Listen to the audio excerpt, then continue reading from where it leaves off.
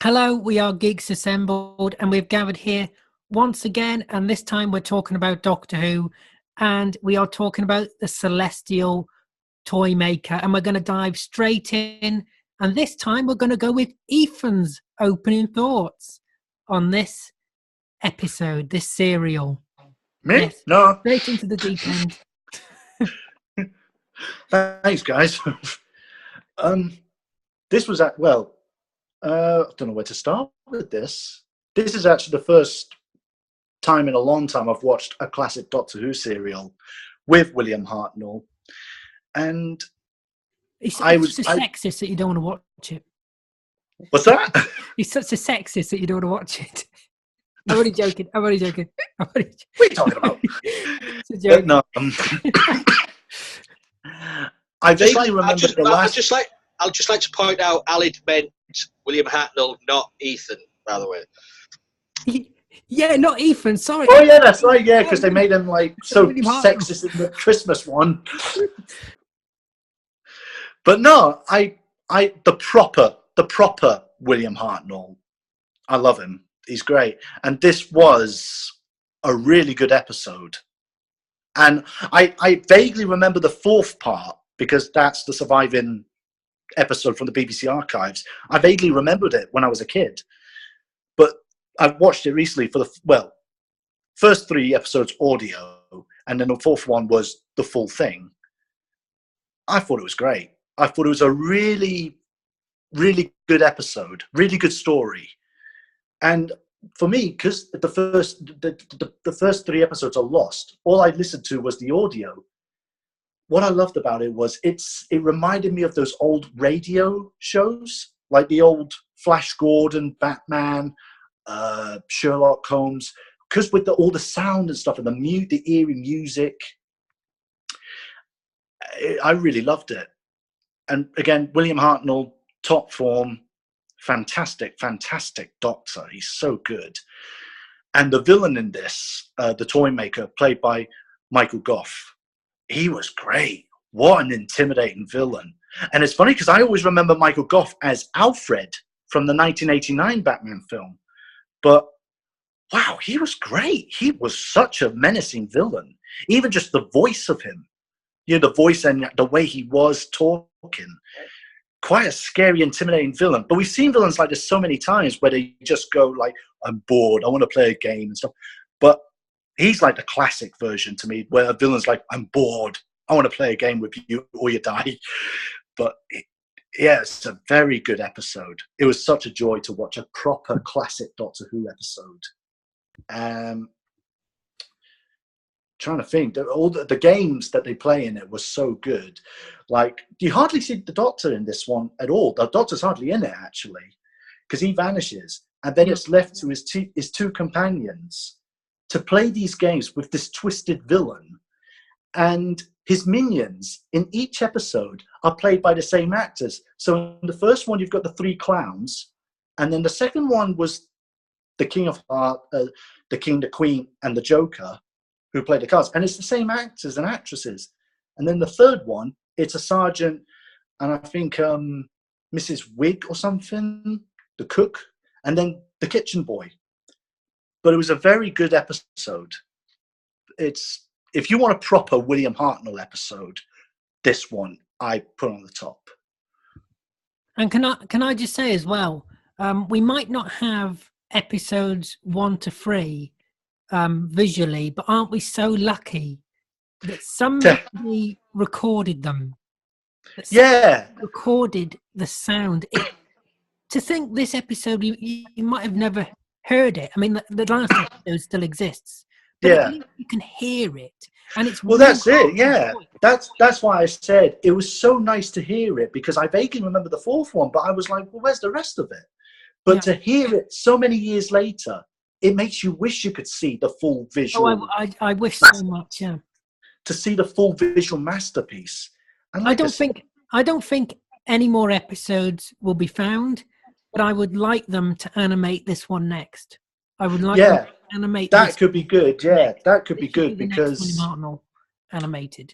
The sound of it and just hearing those characters, it's such a unique story. And again, I've just I know I've mentioned it before, but Michael Gough as the Toymaker, just hearing that voice, it was such a menacing, intimidating voice. And even if you haven't seen what this guy looks like, you've got a picture of him in your head, this nasty, creepy Toymaker who's like, let's play a game. I've got these creepy toys who are going to play these horrible games with you, and you've got to beat them to survive. And I love the dollhouse as well. Oh, the dollhouse. Even in the pictures were... It's so... That's what I love about the old episodes. It's such a low budget, but it's a great imagination. You know, it's just this... You know, even as a kid, if you watched it, or you watch it now as an adult in the modern day, I just think of the imagination that went into this dollhouse, the toy room, the kitchen, the card characters, you know, the dolls, the creepy clowns. Compared to the classic series, New Who is not very imaginative. It just isn't. Compared to the classic series, the classic is really imaginative, even though it has a budget of a shoestring, and you can tell that this is done in a studio. That's it. Yeah. I forgot just how imaginative the old series was. Like I said, I haven't watched a classic episode for years. So, and it was nice to watch. See, obviously it was David Bradley who played the first Doctor, the Christmas one. But I thought it'd be nice to see some old episodes, and hopefully it gets a new generation of kids to go, oh, I want to look up some old episodes. And I just hope they find these episodes and think what a treat they're in for, to see. Back then, it was a small budget, but we had such a big imagination. But the writing of the first Doctor in the Christmas special didn't do William Hartnell. It didn't do him justice. I definitely didn't do him justice. I agree with like Lee and you guys. It didn't really do him justice. On occasion, he did play a good first Doctor, David Bradley. Sometimes he definitely played him well in the Adventures in Space and Time. Yeah, Adventures in Space and Time. He was really good. That was a really good documentary film. But yeah, it didn't quite do him justice. When you watch this one after the Christmas one, you think, no, that's the first Doctor. That's the first Doctor right there. And this go on. Sorry. This enigmatic, mysterious, grumpy old man, but has like all this power and heroism deep inside. You know, it's just that to me is him. That William Hartnell, the man who did it all, the gentleman of time. And talking about the first Doctor, nobody dresses better as the first Doctor. No one, I don't care what anybody says, than Beef Dad. Go ahead, Beef Dad. What did you make of this episode?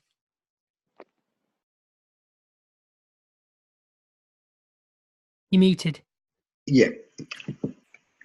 It was nice listening to the audio again because it brought back the memories. Because I have seen the whole thing. And I remember the performances of the three that did each of the games. Yeah, they were so good. And Michael Gough, you don't quite get the entirety of his performance with the telesnaps. You see more of it, obviously, in the last episode. But during the 3 previous weeks before the final game, he was incredibly sinister. Incredibly sinister. You think the voice sounded sinister? You should have seen the performance. It was absolutely extraordinary. And the reason, of course, that you didn't see William Hartnell in episode 2 and episode 3 is because he was away on holiday. He pre-recorded the bits, and that was someone else's hand wearing his ring. But yeah, in those days, if you were going on holiday and they wanted you to film, they would write you out of it for a bit. And that happened quite a lot with the doctors, and quite often with companions as well. But yeah, I was talking to Peter Purvis about this one, and he said that one of the problems that they had was there was very nearly a big court case over. Well, they called him Cyril, but they made him look like Billy Bunter.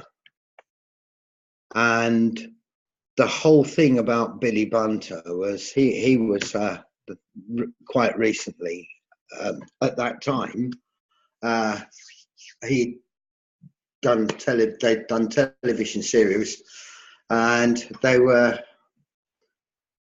was a possibility of the Doctor Who lot being sued for plagiarism by using Billy Bunter, but they didn't. They called him Cyril.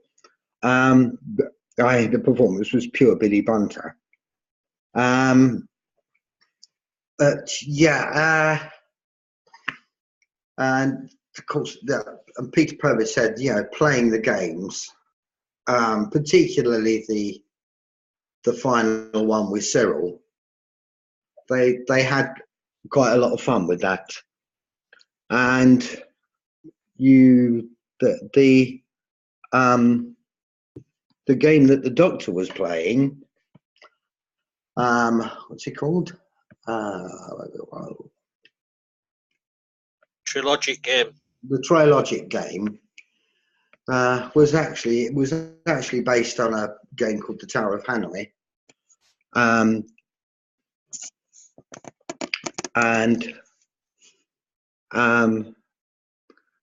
he still has it.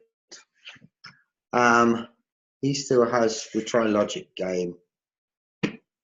He doesn't play it anymore, but it's there, and it just sits there collecting dust. He said, and they just dust it off regularly. But yeah, he was he's a great guy. He's a great guy, and yeah, he certainly enjoyed doing the Celestial Toymaker. Okay. See, this is why I love having Beef Dad on, because he's so knowledgeable and he's seen all these classic episodes firsthand, unlike me and other people in here. Beef Dad has actually viewed this episode, one that I would have loved to have seen. Let's go to Stephen Price, if he's there. Yes, I'm here. Sorry. Can I unmute myself? Right. Yes, I haven't seen this for a number of years. I added on the Lost in Time DVD, the lost episodes. This needs to be animated as soon as possible. They can animate it and put the surviving episode on there. Yeah, I really enjoyed it. I watched it all today. I like the games and all that. Well, going back a few years ago, I was minding my nephew, and he said, "Oh, can you put cartoons on and all that?" And I put the Celestial Toymaker on the fourth episode, and he really enjoyed it. He says, "Where's the rest? Where's the rest?" Yeah, this needs to be animated. That's all I gotta say. Yep, no, totally agree. We should start a petition right now. We want this episode animated next. Oh, and another thing, the actress, Jackie Lane, she, the last time I seen her, she was on the After Show of the 50th anniversary, that dreadful show. That's the Oh last. my God! Not with One Direction. Oh Yeah, no! yeah. She wasn't there. She done a video or something. Might have got it wrong. She done a video about the about the 50th. So, Oh God! Let's not bring up bad memories and of the she 50th. don't. She used to sign at conventions, but she's such a shy person. So I don't know if she does any private signings anymore. She could make a lot of money off conventions. Oh yeah. They do, don't they? Yeah. Let's go to Alex and Susan. What did you make of the Celestial Toymaker? Here, you go first. Yeah, I mean, I read this when it was part of the missing episodes, and of course, the Toymaker comes back with the Sixth Doctor in book form, and of course, Michael Gow, I guess that's his name. Not only was he in the first, well, not the first, but the first new version, dark version of Batman as Alfred, but he also came back in the show as the what was his name? Arc of Infinity when he was helping Omega. And of course, the other funny thing is the classic Doctor Who doesn't exactly have a great budget except for like the fourth and maybe the sixth Doctor, a little bit of the seventh. But they had better villains, and they had villains that didn't come back every other episode or every single year. So there was something novel about it. And this character is novel because even though it sets up an idea, which again they used in The Curse of Fenric, because Michael is such a good actor, it's too bad that they couldn't have had a slightly better budget. But it is kind of funny how they had all these gambits going on, and they even wrote the first Doctor out of the story and then brought him back. So here you have a male and a female companion, and they're both strong. And that's another thing that the new Who does not necessarily have.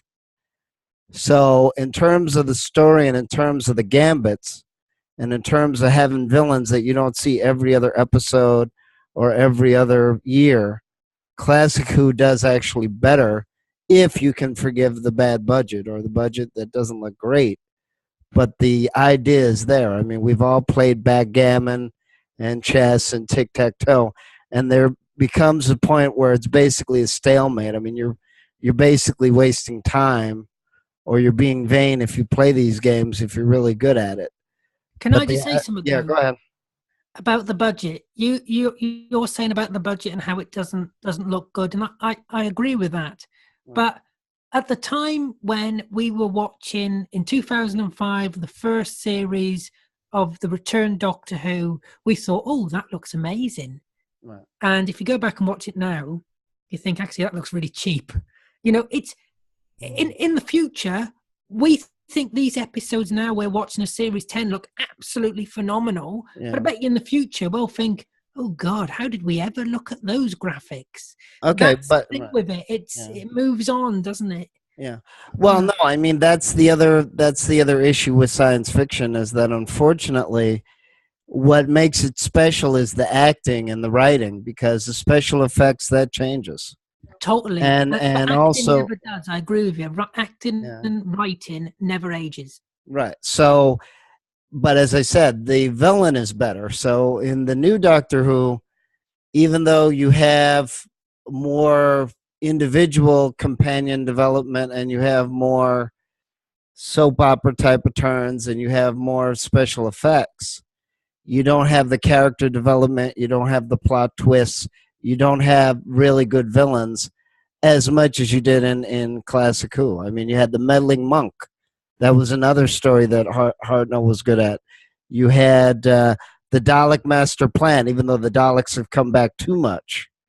But just the way that he talks to them, you know, and that's the funny thing. Like the first, the second, and even the fourth and the fifth Doctor, you think they're defeated. You think that, oh, there's no possible way they could win.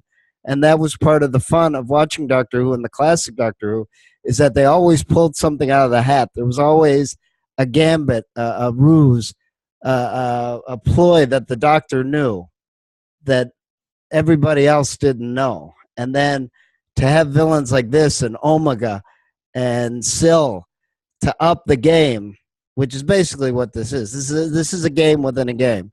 So considering that this was the 60s, there was only a few other shows doing that back then, like Mission Impossible in America and a few other shows where they really upped the game and you had to pay attention and you had to listen and you had to watch. And you don't have to do that with a lot of modern shows anymore because it's all flashbacks and special effects and is it a dream? And then it's either really confusing that you don't know, where it even started from, or they do it so much that you don't even notice anymore. So it is good that in this story, they present ideas just like they did with the Meddling Monk and the Daleks' invasion of Earth and the Edge of Destruction, that you think you know what's going on, but you don't really. And they move that on with the Second Doctor as well in the War Games and a couple of other stories that you really think he's defeated, and he's not.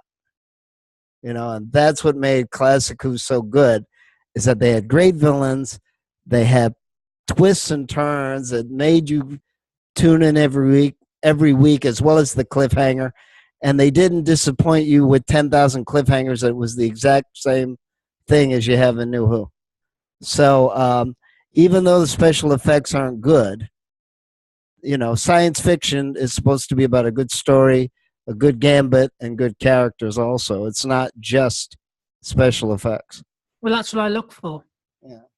Yeah. And now, Susan? Yeah, I like this story. I was enjoying the little riddles at the end of it. Let me read them to you. Let's see. Hang on. All right. If I can find it. Well, I'll do it later. Anyway, I like the characterization of the villains, the dolls that were used to be humans, used to be other alien forms that were like forced into indentured servitude for life under the careful eye of the toy maker. I thought that was really incredible. I also thought that, I guess you could call it slavery. Yeah. Seriously, why is everything about slavery anyway?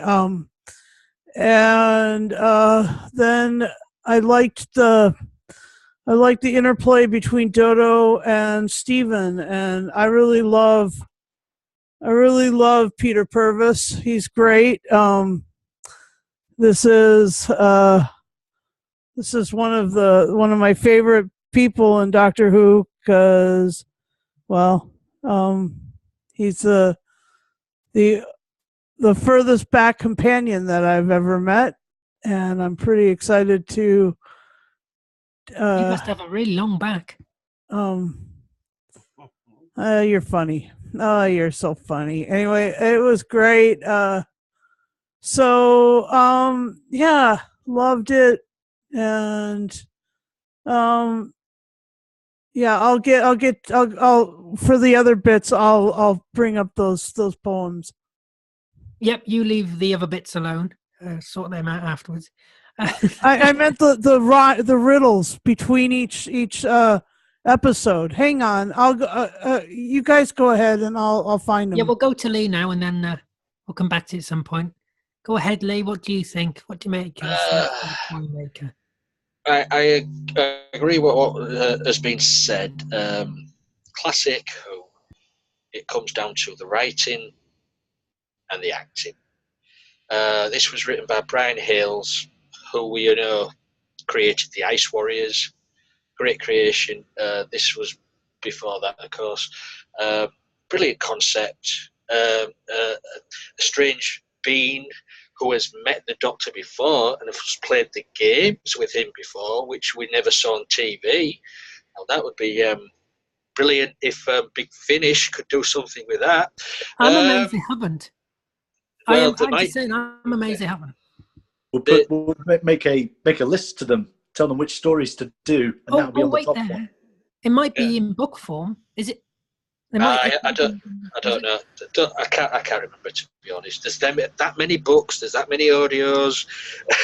They're all canon now. Oh yes, in my eyes they are. Yep. No. Yep. Same here. Yeah. What was I going to say? Oh yeah. And I agree with what people are saying. It should be animated, but I say all. I think it's all. Is it 19 stories? What's still missing, or incomplete? Something like that. Is it? I think it is 19. I think it is. You might 19? Be right, actually. Yeah. I think they all should be animated. And I said to Alid earlier on, two DVDs a year. Why can't the BBC sort that out? Mm-hmm. 2 animated DVDs a year. What's the problem with that? Yeah, get them a complete. There would be a complete set, and every Doctor Who fan would be happy. Yeah. What was the last one they did? The problem is, who would animate them? Because the BBC does not do animation. It is out of house. They pay somebody to do it. Yeah. It is not as simple as, the BBC should do it. They can do it. They don't do it. But they're always doing something like Dad's Army or one of the other ones that connected with Power of the Daleks. I was going to say, they did Power of the Daleks. That'd be the last.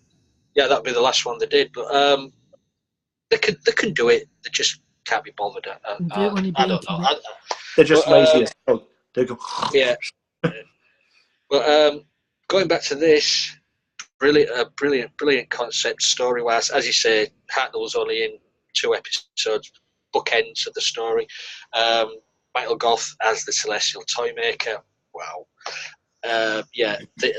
Dressed in Mandarin gear, isn't it? And with the toys and stuff. But it's a shame John Nathan Turner didn't bring him back for the 21st anniversary season as the Toymaker, but Councillor Elgin for Arc of Infinity. Why? You've got the actor there, bring him back. But he was contracted to do the Nightmare Fair. He got paid for it, and it never made. So who knows? But going back to this story, brilliant performances from Peter Purvis and Jackie Lane. I feel sorry for Jackie Lane because she gets forgotten about, doesn't she? Well, no, she don't forget. She gets a lot of stick. People do not like Dodo, the character of Dodo. For some reason, I don't know why. I'm not keen on Dodo, I have to admit. Well, but I mean, even the Jane, is she? Yeah, but she's not a screamer. Yeah. No, she's not. That's true. And she's got a great singing voice. Okay, you guys, no, I don't believe that about Dodo. I think that she's amazing, and I haven't heard any negative things. The thing that I've heard is that Jackie Lane needs to do a convention or 2 or 3. That's what I've heard. I haven't heard Jack about Dodo. I'll tell you. You've set Susan off now, Lee. I'll tell you now, Susan. In the fandom, Dodo is not a well-liked character. It is true. It is true. I've seen people say comments, and I don't mind her. I don't mind Dodie. I think she's a nice companion, and like Lee said, not a screamer, so my ears are safe. Yeah, but I mean, even in the end, the writers didn't sort of like her as well because the way she was written out was dreadful. Oh, it was. She could have done better. Well, she could have been written out better. So but as we said, going to the concepts of this story, brilliant. The gaming, the dolls bringing to the life, and they say the 2 actors playing all those characters was just so awesome. And of course, but one of them was Carmen Silvera. Now, you must know that name, Alid. Yep. Go on then. Frozen. No. What? Carmen Silvera. You stupid woman. I know. Hello, Yeah. hello. He was in Hello, Hello, hello. hello. Oh, hello, hello. Oh, Yeah. hello, hello. Edith. Rene, Yeah. Rene. I will Hello, say hello. this only once. But yeah, I mean, for those two actors to play, what was it, three characters each, Yeah. which is was brilliant. But it is a classic story, even if the Doctor is only in 2 episodes. But as you say, back in the 60s, that's what they used to do, and the stories never the stories never sort of lost anything with the Doctor not being there or the companions not being there. It's down to the writing, and it's damn good writing, which it is lacking today, and it has been, I would say, for the past good 10 years, I would say now. Oh, God, yeah. So, Well, yeah, I There's mean, no villains. The thing is with the show now, there's no villains like this. And there's no creativity. Like, I like this story because it's creative and it's different. And I love William Hartnell. And, I think William Hartnell is really criminally underrated. I think Yeah, I people agree. love William Hartnell. Definitely. and I think Moffat has done damage to the first Doctor now, and I think that fans will not go back and look at his stuff now because they think he's sexist. Yeah, I see. Yeah, I see actually, these new fans. I see Yeah. these new fans on Facebook, whatever, and they'll leave a comment saying, "Oh, he was sexist." It's like, I'm not watching William Hartnell because he was a sexist Doctor, and I don't believe in sexism. And it's like, no, he was not a sexist. Is what? Okay, does he say a sexist line in this episode? Not one bit. Nothing. And how many times was he sexist in Twice Upon a Time? I lost count. Twice Upon a Time. I lost count. Exactly. And not once was he sexist in this No. episode. well, I mean, I mean, a lot of people thought that Moffat did damage to the history of the show, and he has. But I think the worst thing he ever did was this to the legacy of Hartnell's Doctor. It was totally wrong. Okay, I didn't know Hartnell personally, because obviously he wasn't alive. Hartnell himself may have had sexist views. He may have done. He lived in the 60s. He was, because Peter Purvis and Carol Ann Ford have said. But the actor and the character of a story are two different things. The character exactly of the Doctor is Bingo. not sexist, and it's wrong to portray him in any way that is, because he wasn't. That is a portrayal of the character. That is insulting the character. He was a grandfather character. Yeah. Exactly. And every time I see people complain about it on Facebook, like, "Oh, you were sexist. Oh, you can't watch it. I'm just like, give me a minute. Let me just get a good few clips up. And I find like the longest clips possible and surviving episodes, send it to them and say, watch this and tell me how many times he was sexist. Okay. Let's. We all agree that he wasn't. That the Doctor wasn't. William might have been. But that isn't ours because none of us were behind the scenes with him. We only hear from Susan and Peter, or Caroline and Peter. Anyway, I found the riddle bits.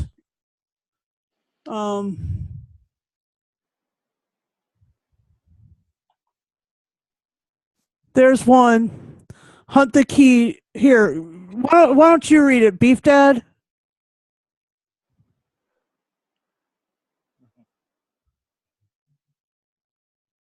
Hunt the key to fit the door that leads out on the dancing floor.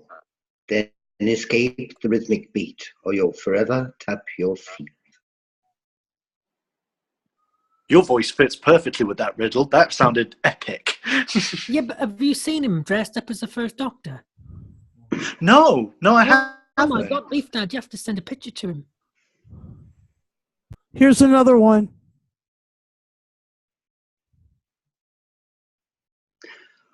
Four legs, no feet, of arms no lack. It carries no burden on its back.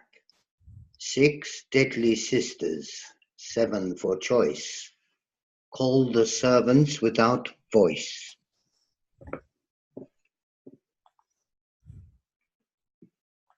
And here's the last one. Lady Luck will show the way. Win the game, or here you'll stay. Can I just say, this sounds like that. Does anybody remember that old computer game game show? Is it from the 80s? Name Man. rings a bell. Oh, Oh, wait a minute. not the adventure game. Yeah. Yeah. Oh, no, I remember that. I remember the adventure game. It was like being in that then. Yeah. Yeah, I see. I get what you mean, actually. Now we're going to go into favourite scenes, favourite moments. And I'm going to go first because I don't want anybody to take this one. And I am going to, because I know Lee will, somebody will, because somebody always does.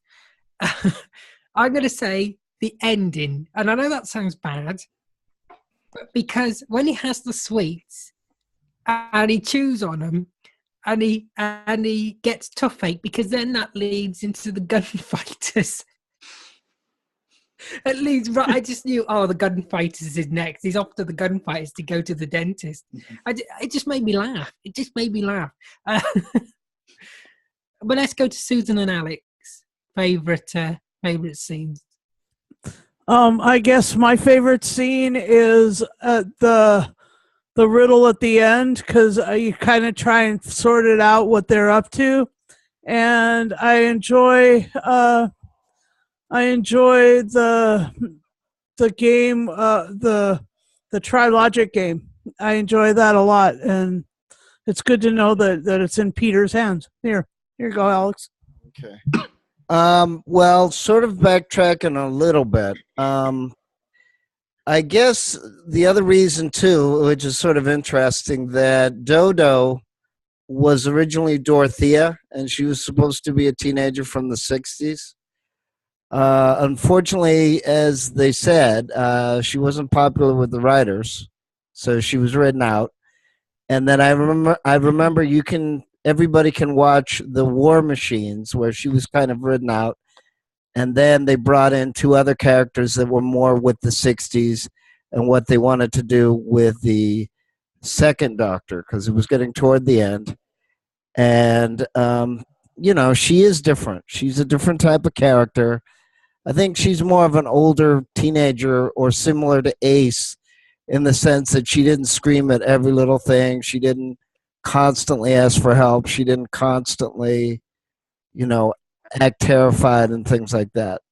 So that might have a slight coincidence, maybe, with Ace, who is also Dorothy from the Seventh Doctor. My favorite part of this story, again, is just that it keeps you guessing. And yes, it was corny about the sweets at the end, but I guess they had to work that into I love that bit. Gunfighters, which Dodo was also in. I don't know if she was kept hostage the whole episode, because it's not one of my favorites, but no, that's fine. She can sing. I love the gunfighter. Yeah, so I mean, again, hopefully people hopefully the people that are watching this either now or next year, there's no one it's up on YouTube. Very funny. We'll notice that in the classic Doctor Who, there were many different types of companions, and they weren't all weak, and they weren't all screamers. And as the Doctors went on, the characters actually became stronger. Well, Ace was a strong companion. Right, and we know Sarah Jane Smith and Tegan. Yeah. So they're all strong.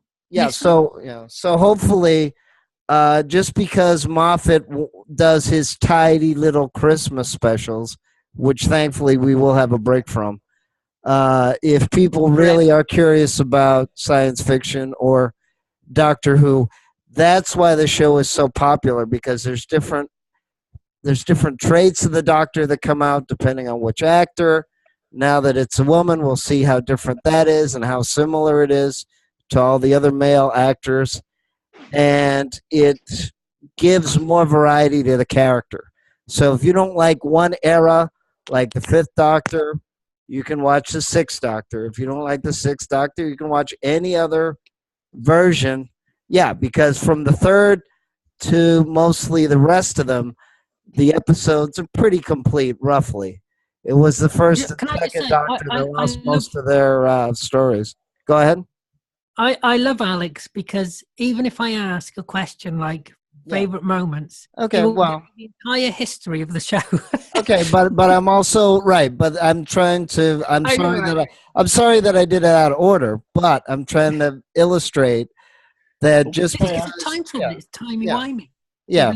Well, yes, but you can you can. Yeah, I like 95% of it.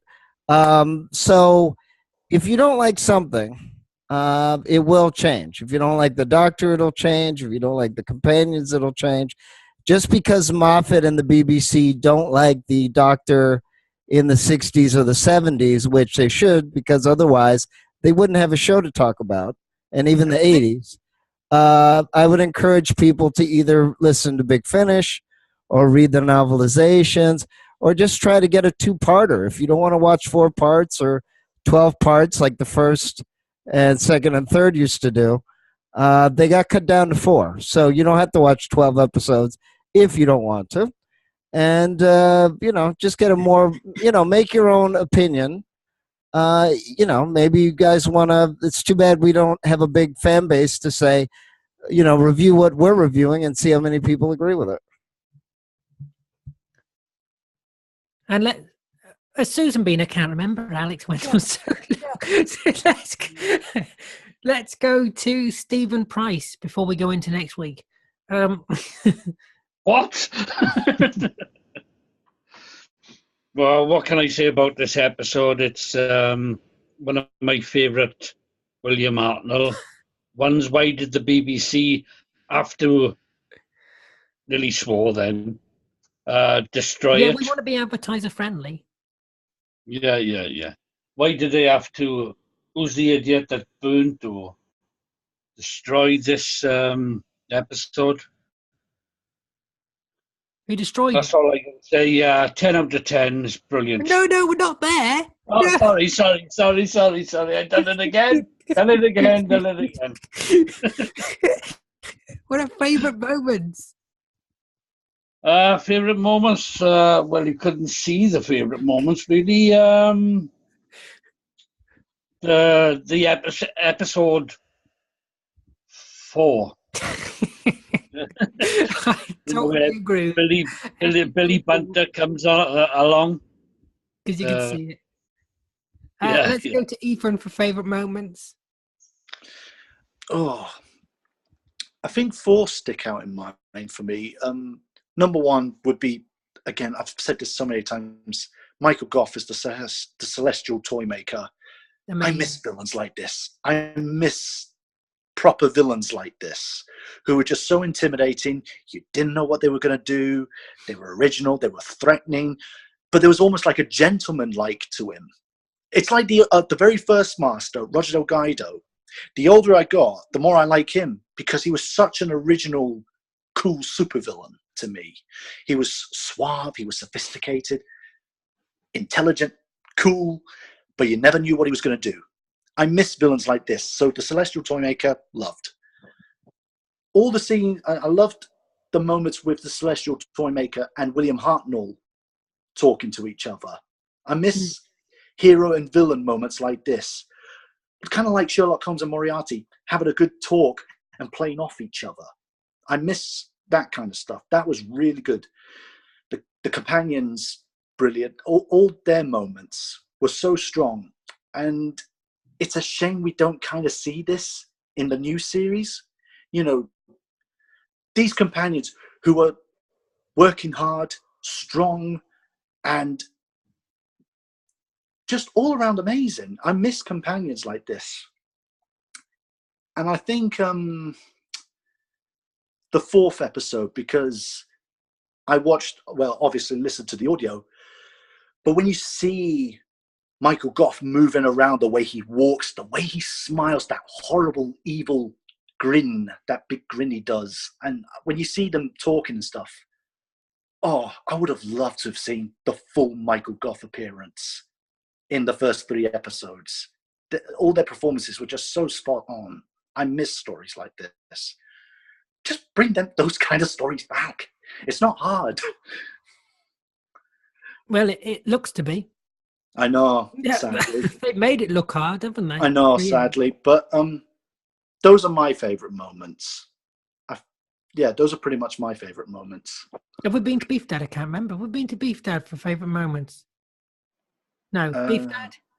Favourite moment, standout moment? Well, I remember during the first game with the King of Hearts, the Queen of Hearts, and the Jack of Hearts, the way they used puppets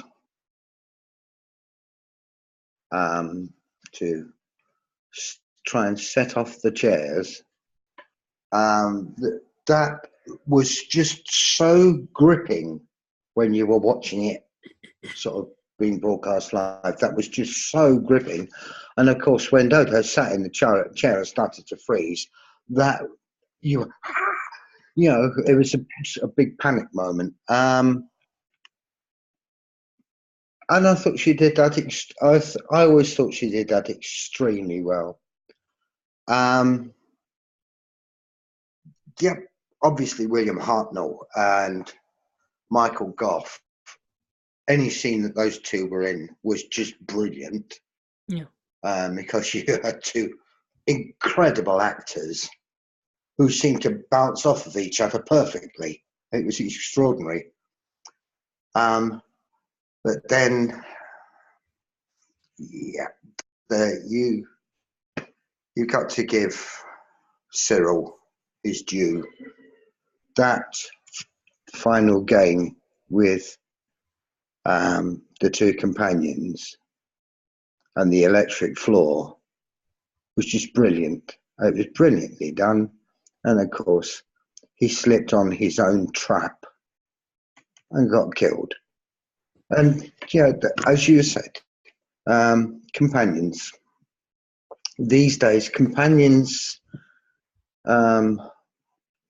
aren't really given involvement, I don't think, the way they used to be. Because you've got those two.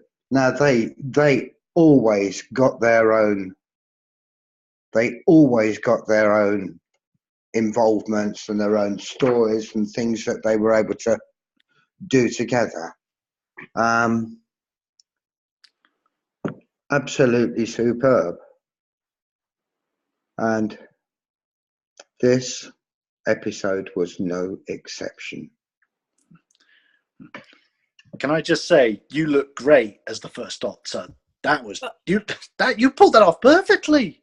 That's me in 1 and 5 with 5. Wow, that's brilliant. Yeah, we're all huge fans of Beef Dad and his amazing self. Oh, you got another fan, Beef Dad. Another one. That is brilliant. That is, you've won my fandom. That's brilliant. Well, have you got a fandom of it? Don't forget to look for the Facebook page. Plug. I wish Geeks Assembled had a fandom. Anyway, talking about fandoms. No, actually not. Let's go to Lee and Hull. Favourite moments we're talking about. Well, I'm going to try and pick a few. Yeah, try and make it really short. I'm going to try and pick a few what other people haven't mentioned. Michael Gough, brilliant, sinister, all that. William Hartnell, yes, on top form, even if he was only there for 2 episodes. But what was the character's name? Sergeant Rugg and Mrs. Wiggs. That episode with the constant bickering at each other, and he smashes her plates and stuff like that. It's just a brilliant scene, really well played. Yeah, and also that episode as well. on the dancing floor where they're all dancing to get to the TARDIS is so well paced, so well done. And also, when Dodo and Stephen find these TARDISes, they get to the TARDISes, they get in the TARDIS, it's just a box. The sort of those, just scenes like that, and when the Toymaker says, "Which TARDIS is it?" and there's rows and rows of TARDISes. It's just all these mind games. What this supreme being known as the Celestial Toymaker likes to do. He's bored. He wants to play games. Who else does he want to play games with? One of his old adversaries.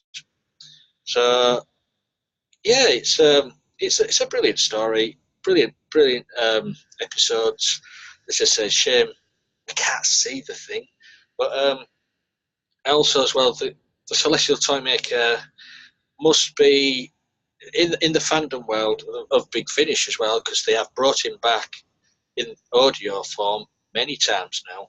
Not played by Michael Goff, of course, because he's no longer with us, but played by another actor whose name has escaped me, David somebody or other. He played Taron Capel in Robots of Death. Oh, can't remember his name. But you know what I mean. He plays the Celestial Toymaker in Nightmare Fair and stuff like that. Brilliant actor. If you get the chance to watch Big Finish's adaptation of the Nightmare Fair with Colin Baker, go and have a listen. So that's my favourite moments anyway. Over to you, Alid. And now, wake up, Stephen Price. Wake up. Are we awake? Stephen Price. Yes. It's Sorry. final saying score. Final scares. Go on, give it to us. We're dying to know what score Sorry, you're going to give it. I'm on the edge of my seat of anticipation. What? Hey? One of my favourite William Hartnell episodes, so it's got to be 10 out of 10. I didn't expect that. Brilliant. Michael Gow, is it? I played the Toymaker. Yeah, he was. Nobody else could have played it better than him. Alex and Susan and Alex, try and keep it under half an hour, please. Yeah, no, I mean, we're just having our say. I'd have to say, as I said, I mentioned the other episodes that they did similar things. I'd have to give this almost a 9 for the idea. The execution, unfortunately, wasn't that great. But again, this was the 60s, and Doctor Who was on a very small budget. And at least, even in the sci-fi books, they've mentioned that you could actually learn a few things from the old Doctor Who in terms of what they did for the budget and character development and cliffhangers, and they need to go back to that. The villain is good. The setup is good. The gambits are good. It's so good that you don't even need the main character. You don't even need the title character. And how many TV shows can say that? That you can just go, well, we'll do what we want. We want him to have 10,000 years. Fine. We want to bring a villain that nobody knows. No problem. We'll do it.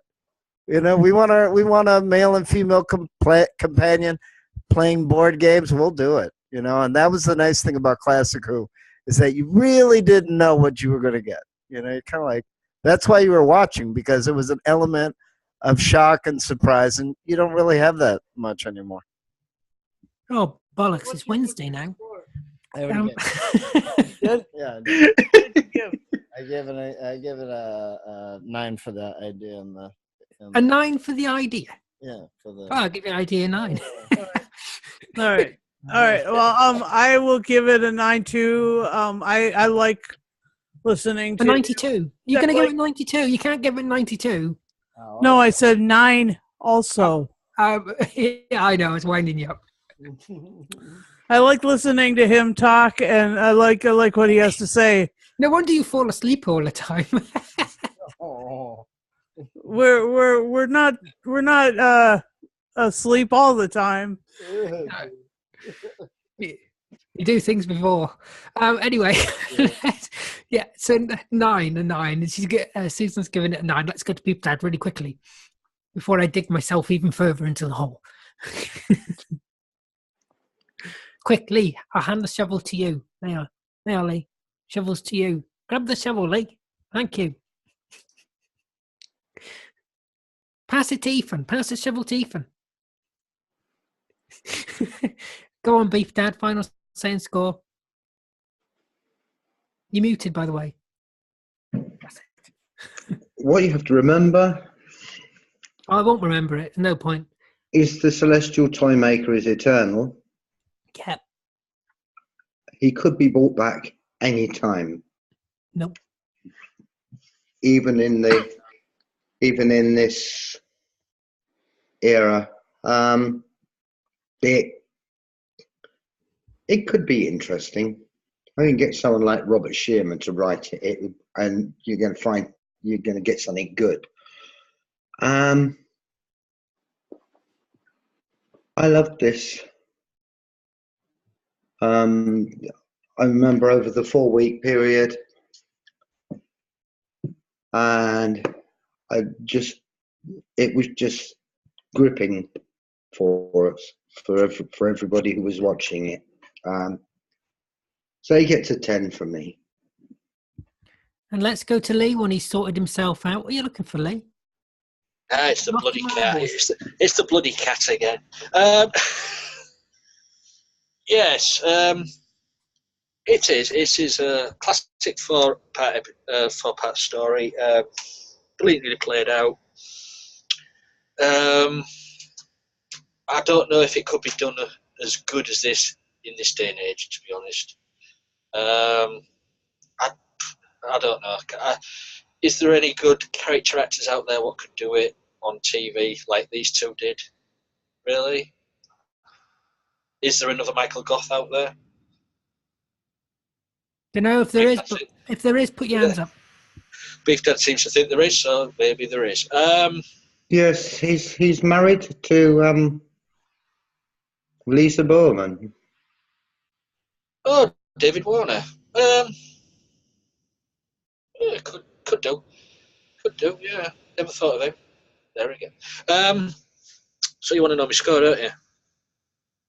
Well, it is final saying score. Yeah. There is a little bit of hint in there. If we had this complete, all 4 episodes, this would get a 10. But because we've only got the telesnaps, which I absolutely love and hate, I can't stand the telesnaps. It really does my head in. Cast the telesnaps out, but we have got the soundtrack, as Alan said earlier. Thank God someone was out there recording every single one. It's getting a 9. Do you know what? I have the same dilemma, Lee, and you've kind of taken away what I was going to say. Is that, can I give it a 10 if there is only audio and telesnaps for the first 3 episodes? And like Lee, if this was complete, it would definitely be a 10. But it does spoil the well, I can't say viewing of it because you're not watching unless you're watching the telesnap. It takes away. It takes away. I don't know what it just takes away something from it. The enjoyment, I think. Well, the visuals. It takes the visuals away.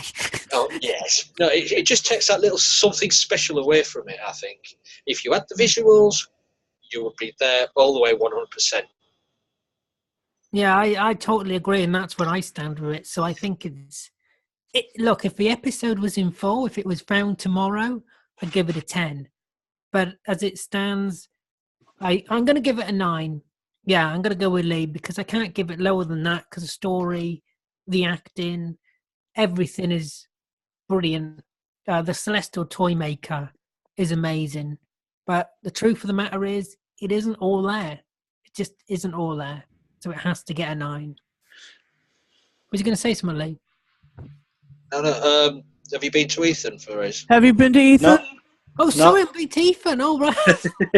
Glad somebody's on the ball. Ethan. That's why everybody's unmuting themselves. What's going on? Well, you and Lee have pretty much said exactly what I was going to say. If you had the full magic, the full completion of this amazing story, it would be 10 out of 10. But I'm going to have to give it 9 out of 10 because, like you guys, pretty much with the telesnaps, it does take away something. Don't get me wrong. Great story, great villains, great concept.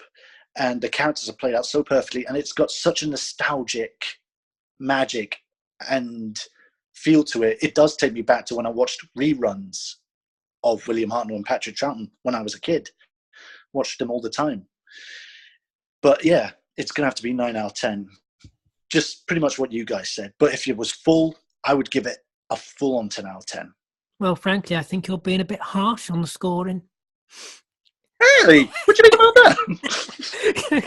where you putting that thing, Lee? Watch out. I just want to say, this story hasn't done too bad for this cast because it, to be honest, it was picked at random, this one. And I'm going to do the same in a month's time. I'm going to pick a Troughton one at random in a month's time. So it might be a missing story from Troughton next month. So there the War Games. Looking forward to it, though. I love the War Games. I'm just saying, I love because we're doing because as people know, I'm not going to be watching Doctor Who anymore from now on. I'll be sticking to classic. I'm going to be the same. I'm actually the same.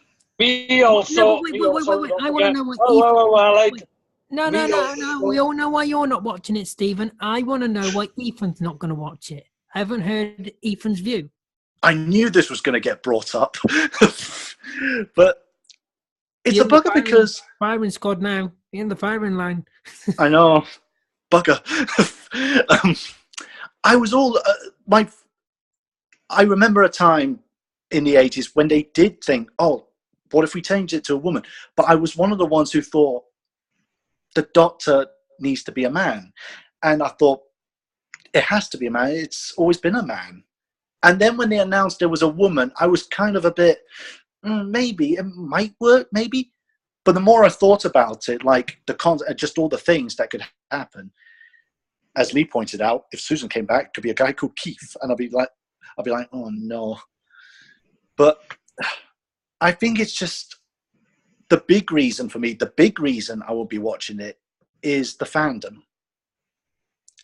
I've met a lot of it's funny because over the past 4 years, I learned the fandom of pretty much what Lee said in a recent review.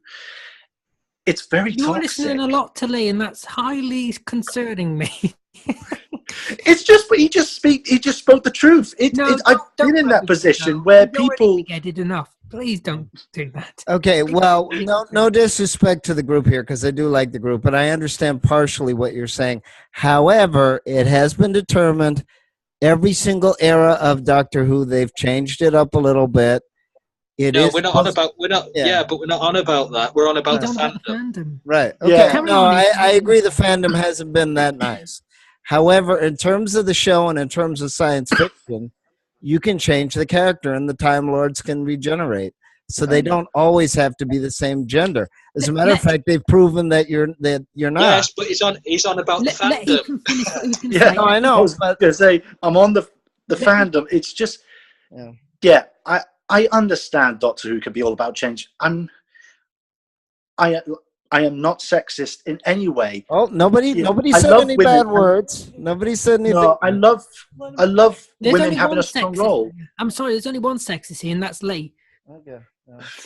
I love women having This a is a big running role. joke, by the way. That's not serious. All right. I love women having a big role, but for me, when they announced that it was going to be a female now taking the role, I am from a time when I remember the Doctor was always a man, and if it was a female Time Lady, she would always be a lady. But I think it's just brought out the worst in people, because I see these comments on Facebook, and there's all these people who are just so nasty, even the ones who support a female Doctor. You know, if you say, I'm not on board for it, you give a good reason, but then you get people going, "Oh, you're not the thing I hate the most. You're not a fan. You're not." Of course, I'm a bloody fan. I've been watching it for years, but they always get quite violent. They get quite violent and nasty. And there's a few groups, actually. There's one group on Facebook that was like, I've heard from a friend of mine, he used to be on it, but left because they were so brutal with the sexist and womanizing. They really despise it. And he left because he just thought, no, it's just getting so toxic and disgusting. There's a group that's just not very nice. And that's why I just stopped, because the fandom was just getting so diverse. So, and it's a shame, because I love Doctor Who. It's my favourite show. It's always been my favourite show. I just want to point out, this is not just a problem about Doctor Who. This is the way the world is now. Yeah. Look at Trump. Look how divisive he is. Okay, let's drop that. Let's drop that, because we. No, but I'm just saying. Oh, something I want to bring up. Both sides everywhere. Something I want to bring up. Oh gosh. Okay, go ahead. Carry on, Stephen. William Hartnell was a grandfather. What is he? What is the Doctor now? A grandmother? Oh yeah, that would be correct. It's pathetic. Yeah, but that would be correct. She would now be a grandmother unless Susan. I used to belong to a load of Doctor Who groups on Facebook, and I've left every one of them. Okay. Well, I mean that's what you can do. I do agree. The fan base has definitely gone toxic over this. Well, with all due respect, that's why I'm trying to say, hopefully this isn't a bad turn for the show.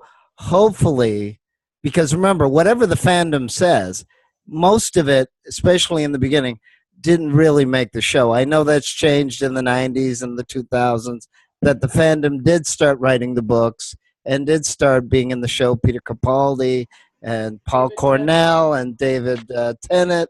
But it was the fans what kept the show going from day one. If the fans didn't watch the show, Hartnell wouldn't have continued. Okay, granted. And loads of people have been saying, since it's been a female Doctor, the show should have been cancelled. Well, no, I disagree with that. Yeah. Of course, you're entitled to your opinion, and you're also entitled to not watch it. I want to give it a chance because I like the idea of Doctor Who. So let's see if the female version of it is any good before we completely trash it. If you don't want to watch it, you don't have to watch it. I got nothing against Jodie Whittaker. No, not at all. Not at all. No, not at all. But not for Doctor Who. Well, Doctor Who should always been a male. Again, I like Sherlock Holmes, but I don't like every version. I like James Bond, but I don't like every version of it. All I'm saying is that I'm all for a female Doctor, and I'm looking forward to Series 11. And on that note, we will end it there. I would like to thank everybody here for joining me. I'd like to thank you for watching. Don't forget to tell us below. Comment, what did you make of the Celestial Toymaker? And we will see you next time. Look after yourself. Take care. We'll see you again. I love it.